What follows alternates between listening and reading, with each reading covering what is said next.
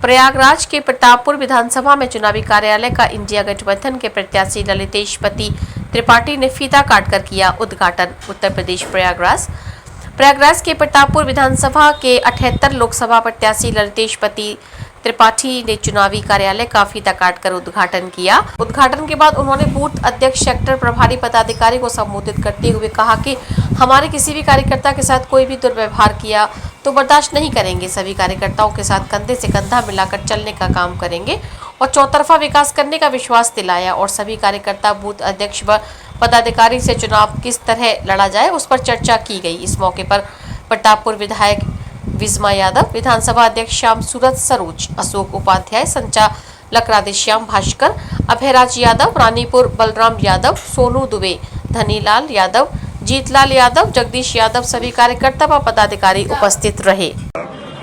प्रतापपुर के इस पवित्र धरती को मैं नमन करता हूं और इस कार्यालय के उद्घाटन के अवसर में समाजवादी पार्टी, भारतीय राष्ट्रीय कांग्रेस, आम आदमी पार्टी और तृणमूल कांग्रेस के सारे नेता और पदाधिकारियों को मैं धन्यवाद देता हूं। आज इस कार्यक्रम में वो सब उपस्थित हुए, अपनी बात और विचार रखे, चुनाव किस तरह से लड़ा जाए उस पर हम लोग का गहन चर्चा हुआ, उस पर मंथन हुई और मुझे पूरा भरोसा और विश्वास आज हो गया है कि यहाँ प्रतापपुर के इस धरती से इंडिया गठबंधन की विजय श्री का आज डंका बज गया है। यहाँ पे इस चुनाव में कई मुद्दे हैं, विशेष करके अगर ये देखें तो ये माननीय सांसद का चुनाव का एक विषय है। जो पिछले 2 सांसद यहाँ से चुन के गए हैं, उनका आप जो सांसदीय कार्य अगर आप देखिएगा तो दोनों लोगों ने इस सांसदीय क्षेत्र की आवाज़ सदन में उठाने की काम नहीं की। जब से प्रतापपुर भदोही में संसदीय क्षेत्र गया है, अब से प्रतापपुर अपने आप को लौटा समझ रहा है और गलत व्यवहार किया जा रहा है, इसका क्या कहना चाहिए? ये निश्चित रूप से जब परसीमन होता है तो नए क्षेत्र जो जुड़ते हैं और जो कहीं से कट जाते हैं क्षेत्र, एक उम्मीद और मैं बोल देता हूँ।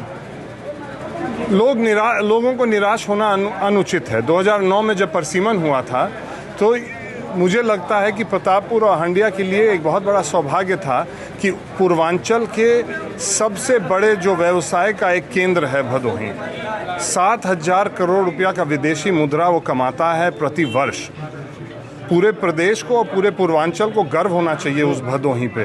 भदोही का जो इस देश को राजस्व जाता है उससे हंडिया और प्रतापपुर ही नहीं बल्कि पूरे देश का विकास कार्य होता है। दुर्भाग्य इस क्षेत्र का रहा है कि जो यहाँ से माननीय सांसद चुन के गए हैं, उन्होंने इस विषय को सदन में उठा के भदोही सांसदीय क्षेत्र के लिए, क्योंकि ये एक्सपोर्ट हब है, यहाँ के लिए एक विशेष विकास का पैकेज मांगने का प्रयास तक नहीं किए।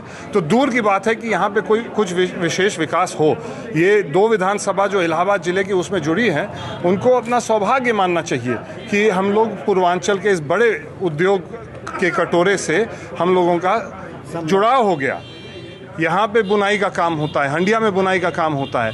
पूरे क्षेत्र को जब एक में बांध दिया था निर्वाचन आयोग ने, तो इस क्षेत्र को अगर विशेष पैकेज मिल जाता तो एक एक गांव यहाँ का विकसित हो जाता। ये लड़ाई हम लोग लड़ेंगे और निश्चित रूप से जब इंडिया की सरकार दिल्ली में बनेगी तो आप देखिएगा हंडिया, प्रतापपुर सहित भदोही जिले के 3 विधानसभाओं को एक विशेष पैकेज इसी एक्सपोर्ट प्रमोशन जोन के नाम पे मिलने जा रहा है। मतदाता क्या कहना चाहिए? मतदाता इस जनपद के उन्होंने आधा काम तो 2022 के चुनाव में कर ही दिया था। भारतीय जनता पार्टी से ज़्यादा वोट उन्होंने इस क्षेत्र में समाजवादी पार्टी को दे दिया था। उन्होंने संकेत स्पष्ट केंद्र की सरकार और प्रदेश की सरकार को भेज दिया था कि हम आपके काम से हम लोग संतुष्ट नहीं हैं। और निश्चित रूप से मुझे लगता है कि 2024 के चुनाव में इन लोग की विदाई का कार्यक्रम चलते रहेगा। 5 विधानसभा में इंडिया गठबंधन जीतने जा रही है इस बार।